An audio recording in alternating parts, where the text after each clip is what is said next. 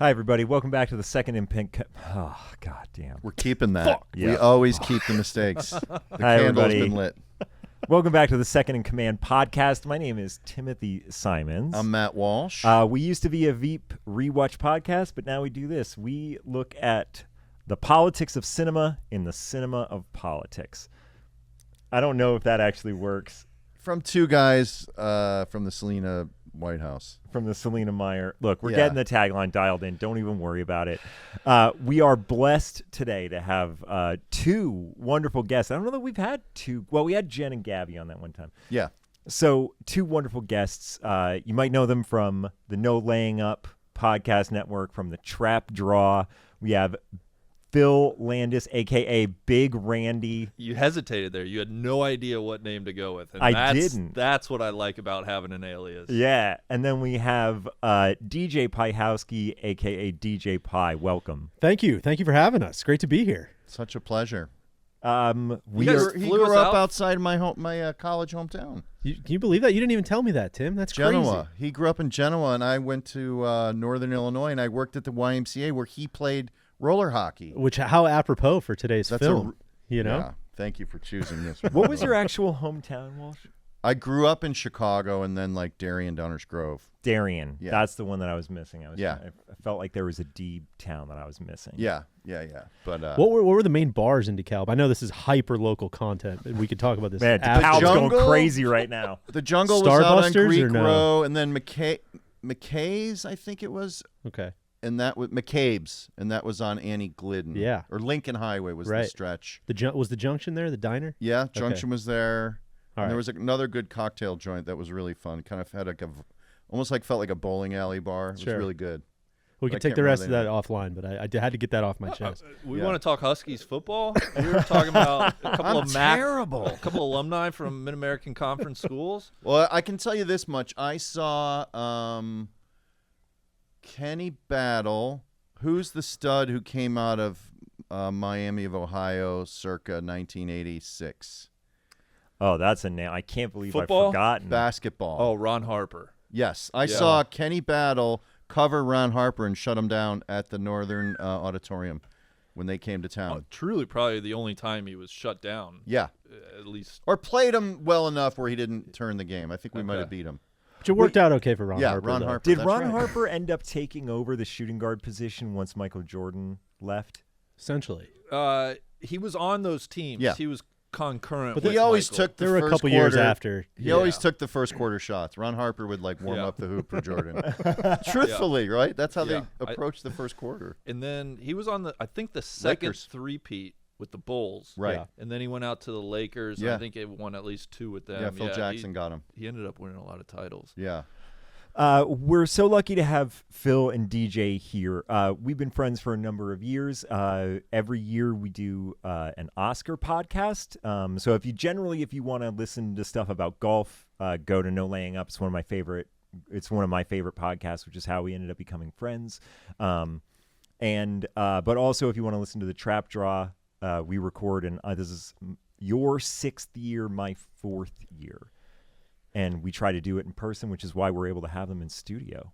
Which I just don't know that there's any streaming, like remote platforms that are big enough to handle that podcast. It stretches out to just 4 hours. We were almost late getting here today. Yeah. We started at 10 a.m. Yeah, like a Wow. solid 10:30 to like, oh shit, we're gonna be late for this one. I hope you saved some good stuff for this show. It was kind of funny. We were a little kind of sheepish. We were like, we gave Nickel Boys, like what an unbelievable film. We gave that one about 7 minutes. Okay. Like Sudden Death, I think that's going to be about an hour and a half. Yeah, you really got to dig in to Sudden Death. That's the movie that we're gonna be talking about today. The 1995 Yeah. film Came out in December of 1995. Jean-Claude Van Damme starring in Sudden Death. So we always like to put this out to the guests. We have our guests choose the movies. Why did you guys pick this one? Yeah, I think I kind of led the charge here. My thinking was, looking over the list, I immediately told DJ, I'm like, can we please not pick something like super serious? Yeah. And Sudden Death is a movie I know I have watched, but I have no real recollection of the movie. And I just knew it was going to be, one of those mid-90s just outrageous action movies. So I was actually really glad. I threw it out as a possibility, and I think you didn't really know anything about it. Had never seen it. I somehow had never heard of it. Had never crossed my radar. I pulled up the trailer on YouTube. You had like the Gary Glitter like like song start to pump it up, and I'm like, oh wow, it's Die Hard, like inside of a Chicago Blackhawks game. Like, oh, I was like, this nothing could possibly be more my shit. Like this is it. How did you miss it? I know. Yeah, exactly. So what a thrill to cross it off the list. It is also one of those movies where it's like, did I see that? Because I feel like Sudden Blank is the name of 6 different Jean-Claude Van Damme movies. Yes. Or if it isn't, it might as well be. That's exactly right, and so that's why I was like, I'm fairly certain I have seen this, but would absolutely love to rewatch it and talk about it with you guys. What a treat. It's a lengthy one too. It is. It's a solid 2 hours plus, I think. Yeah, they're And no not- stone unturned. No fat to trim. Show me one place. Imagine have they done a little character development. I mean, we could have been looking at a 4-hour runtime. My hot maybe. take on that is the woman who was divorced from him made the right call. He's not a good dad. No, yes. He is not a good dad. But Can I? It's weird to maybe start at the end, but I think it sums No, up a it's lot not. of what we're talking about. Truly, one of the hardest moments I laughed, or the things I found the funniest, is there's no ending. Like No. it just cuts to black. It just cuts to fucking black. He's in the ambulance and he doesn't even insist that the kids ride with him.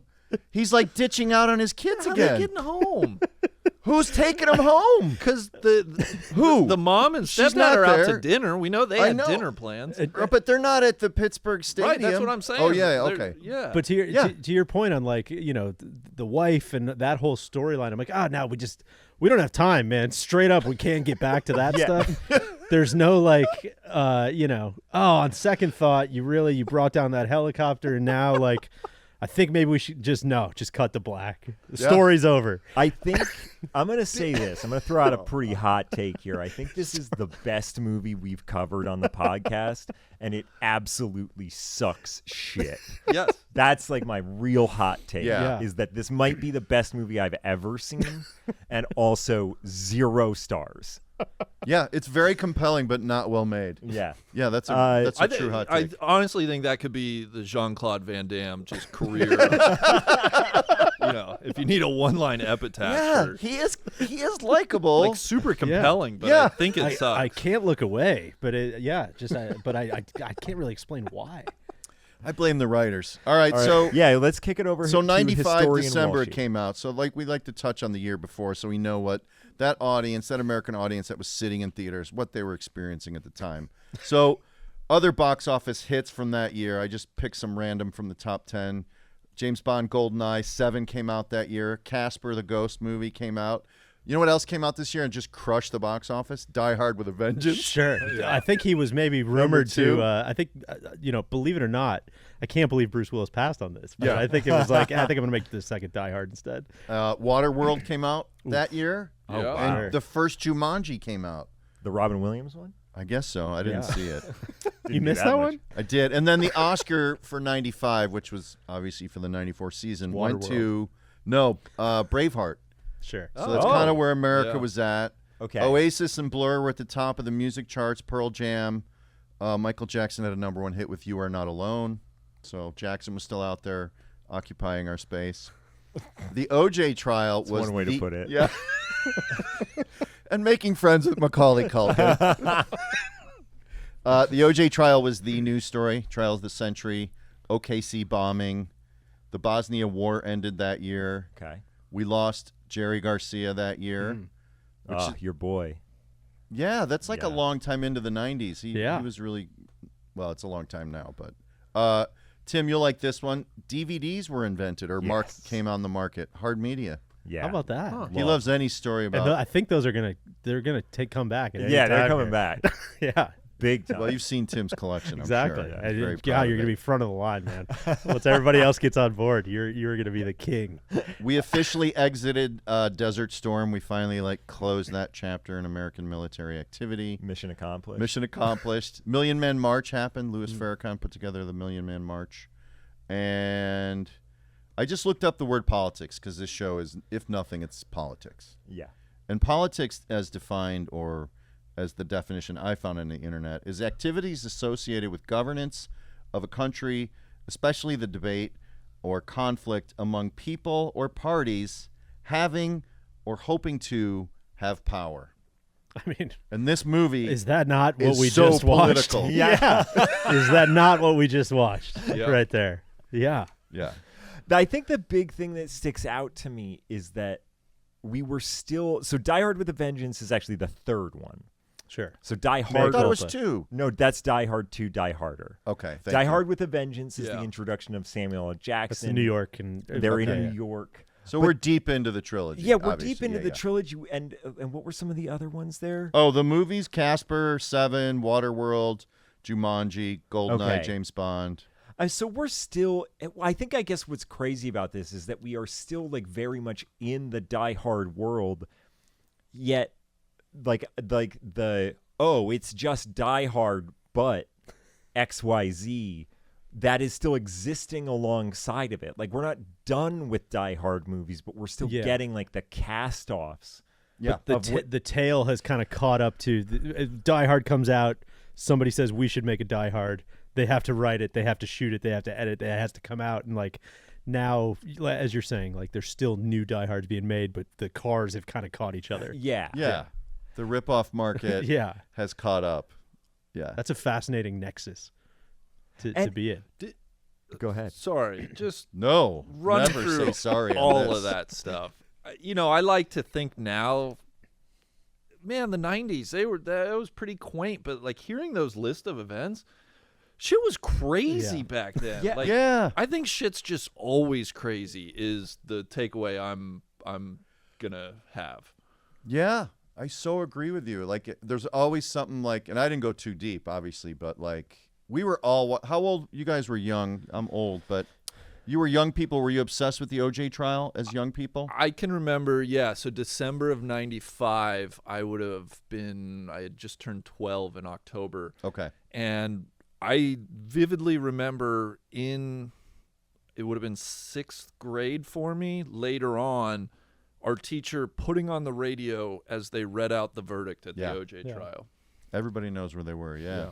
Yeah. You were a big Judge Ito guy as well, just even before I the wanted trial. a good, clean trial. Yeah. I love Judge Ito. I thought my guy was calling balls and strikes really well. All right. So if you like what you're listening to, guys, guess what? You can find the rest of it on Patreon. All you got to do is you go to patreon.com/second in command and subscribe for $5 a month, and you have access to the entire Veep Rewatch catalog, which you cannot get anywhere else, and Lots of bonus content. lots of bonus content, and you The will rest have of this episode, the quite rest frankly. of this episode that you were enjoying. So we'll see you over there, patreon.com/second in command. And here's one other thing. If you sign up on your mobile browser or on desktop, you will avoid a 30% upcharge from Apple. So if you want to pay Apple more money to get the same content, you absolutely can. After you sign up on your mobile web browser or your desktop, you can then use the app and you won't get that 30% upcharge. Just letting you know. I think I understand what you mean.